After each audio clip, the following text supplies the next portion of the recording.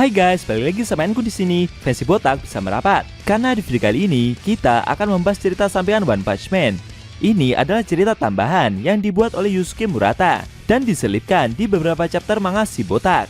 Meski ini cuma cerita tambahan aja, tapi alur ceritanya dibuat nyambung juga guys sama manga seriesnya.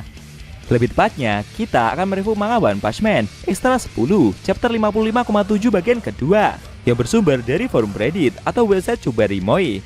Buat kalian yang berharap cerita ini diangkat jadi anime, sepertinya impian itu harus dikubur dalam-dalam. Kecuali kalau Yusuke Murata bikin project baru sama manga kawan. Dan buat kamu yang ngikutin anime sama manga seriesnya, Enkun sarankan mending tetap nonton video ini aja sampai habis. Hitung-hitung jadi hiburan sesaat, sambil nunggu manga chapter terbarunya rilis. Nah, di Extra 10 chapter 55,7 bagian kedua ini menceritakan si Botak yang dengan beraninya mengikuti kontes kostum pahlawan hanya dengan mengenakan celana pendek dan kaos oblong saja. Tapi di luar dugaan, juri malah memberikan nilai tersendiri kepadanya. Penasaran? Oke, langsung saja kita bahas. Let's go!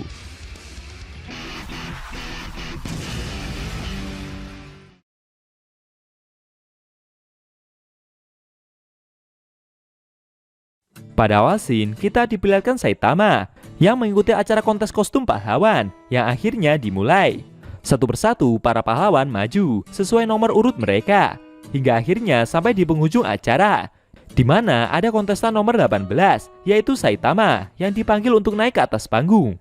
Si Botak yang mengenakan kostum anehnya itu berjalan maju menghadap juri. Para penonton yang melihat kejadian tersebut begitu kaget apa-apaan dengan kostum yang dia kenakan.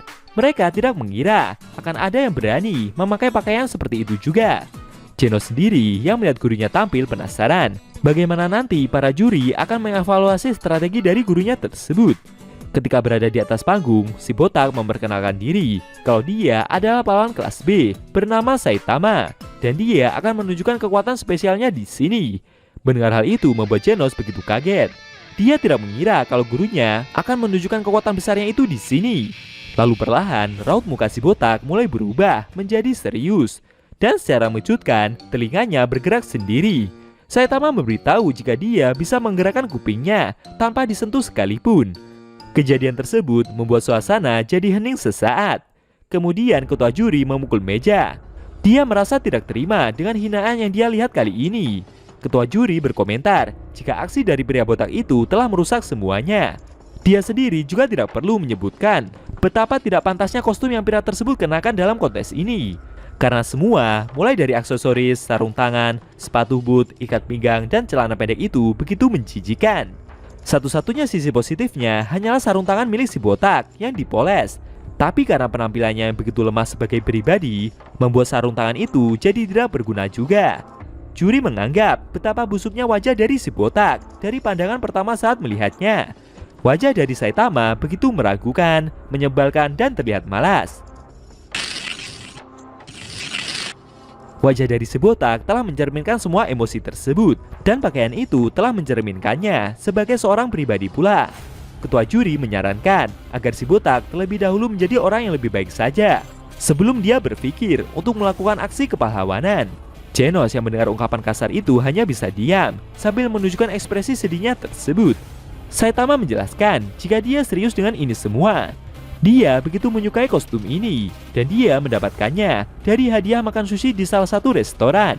Tapi sambil emosi, ketua juri memintanya untuk diam. Melihat sikap tersebut membuat Nona Presenter jadi begitu kaget. Karena ini adalah pertama kalinya dia melihat ketua juri memberikan ulasan yang sekasar itu. Lalu dia pun mengajak para audiens untuk menuju ke sesi penilaian dari kostum yang pahlawan botak itu kenakan. Akan tetapi secara mengejutkan, terjadi getaran gempa di lokasi tersebut dan alarm bahaya pun dibunyikan. Ternyata muncul seekor monster dengan level bejana iblis yang mengamuk tidak jauh dari lokasi gedung pertunjukan itu berada. Kepanikan pun terjadi. Para warga berusaha untuk menjauh dari lokasi tersebut. Genos sendiri yang mencoba untuk bergerak itu juga kesulitan karena kepanikan massa yang begitu besar. Lalu tiba-tiba salah satu sisi dinding gedung telah dihancurkan oleh si monster. Ternyata monster yang mengamuk itu adalah monster kura-kura yang memiliki 3 kepala berukuran raksasa. Para pahlawan yang mengikuti kontes kostum itu berbondong-bondong untuk maju. Mereka berpikir jika menunjukkan aksi dan dapat mengalahkan monster tersebut, maka mungkin mereka akan bisa mendapatkan beberapa poin tambahan dalam kontes ini. Pahlawan Darkness Blade sendiri juga maju dan melancarkan tebasannya untuk menebas kepala monster itu. Namun secara mengejutkan, tebasan tersebut tidak berarti apa-apa. Darkness Blade menyadari jika kulit monster satu ini begitu keras.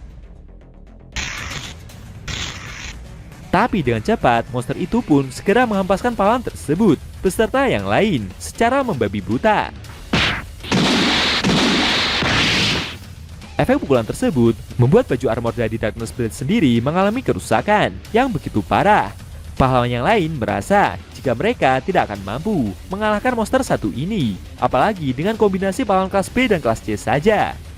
Di sisi lain, monster kura-kura itu sendiri segera menggulingkan tubuhnya menjadi bola untuk menyerang para warga. Sialnya, serangan tersebut mengarah ke meja ketua juri. Akan tetapi, ketika serangan itu hampir mengenai ketua juri tersebut, secara mengejutkan, Saitama muncul dan menahan serangan bola raksasa itu. Kemudian, dia memukul monster tersebut hingga membuat tubuhnya hancur berkeping-keping. Saitama berkomentar jika penilaian kostumnya belum diumumkan. Si botak yang menilai itu bertanya kepada para juri soal skor akhirnya tersebut, berapa nilai yang dia dapat. Efek pukulan monster kura-kura yang dihancurkan itu mengeluarkan bau yang begitu tidak sedap. Tapi para penonton yang melihat aksi tersebut begitu kagum. Mereka menyoraki Saitama dengan usaha yang pahlawan itu tunjukkan. Mereka juga meminta para juri untuk memberikan nilai lebih kepada pahlawan itu, apalagi atas usaha yang telah dia lakukan. Genos yang berada di kerumunan warga menyadari jika monster yang menyerang barusan bukanlah seekor monster lemah. Menurutnya, senseinya itu memang harusnya dapat mengalahkan dengan mudah. Namun sayangnya, ketua juri yang sambil batu-batu menahan bau busuk dari monster itu berkomentar jika ini adalah kontes kostum pahlawan, dan dia juga tidak akan mengakui aksi dari pahlawan tersebut. Akhirnya, Saitama pun pulang bersama Genos dengan mendapatkan nilai akhir sebesar 8 poin saja. Tapi meski begitu, menurut Genos, gurunya tersebut telah mendapatkan banyak dukungan dari para penonton. Tidak lama kemudian, bocah yang sebelumnya bertemu dengan mereka tadi mendatangi Saitama. Bocah tersebut berterima kasih kepada si botak karena telah meminjaminya kostum pahlawan, dan kali ini dia mengembalikan kostum tersebut. Saitama pun segera mengenakan kostumnya lagi. Dia juga bertanya, apa ada yang perlu bocah itu inginkan setelah ini? Genos yang melihat sikap gurunya itu merasa jika kekuatan yang dimiliki Saitama Sensei tidak bisa dinilai dari penampilannya saja. Semua orang yang terlibat dengan Sensei sangat menyadari akan hal itu. Menurutnya, ini adalah pelajaran yang gurunya berikan untuk jangan sampai menilai sesuatu dari penampilannya saja. Genos pun segera menulis semua itu ke dalam buku catatannya.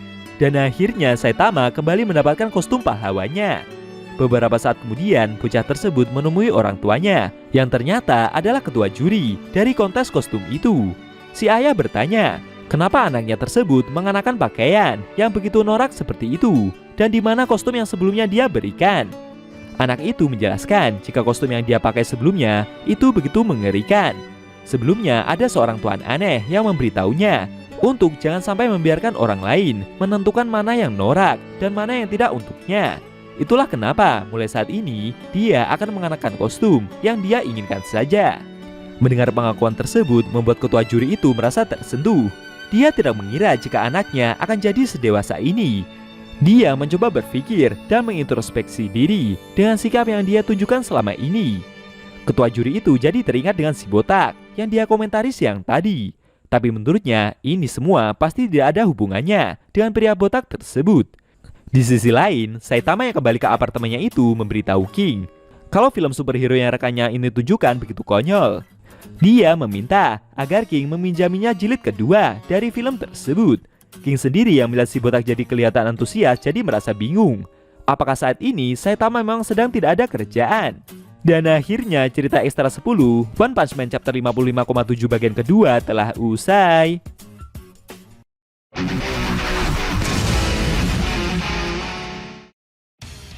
Nah, itu tadi review ekstra 10 manga One Punch Man versi Murata chapter 55,7 bagian kedua, yang isinya memperlihatkan Saitama yang begitu antusias dengan film animasi yang sebelumnya King berikan. Kejadian itu membuat King sendiri merasa Jika rekannya satu ini sepertinya benar-benar sedang bosan dengan aktivitas menganggurnya tersebut. Bagaimana menurut kamu? Jangan lupa tinggalkan komentar kalian ya. Kalau mau nonton review ekstra chapter selanjutnya, bisa klik link di deskripsi. Linknya udah Mimin taruh di sana kok. Buat kalian yang nonton review manga One Punch Man secara maraton, baik itu versi manga One atau Yusuke Murata, linknya ada di deskripsi juga guys.